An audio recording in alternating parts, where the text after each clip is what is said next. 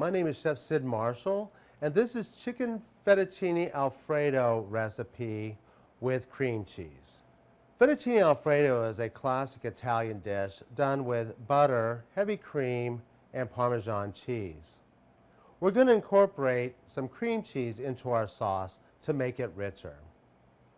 We'll start by melting a tablespoon of butter in our pan.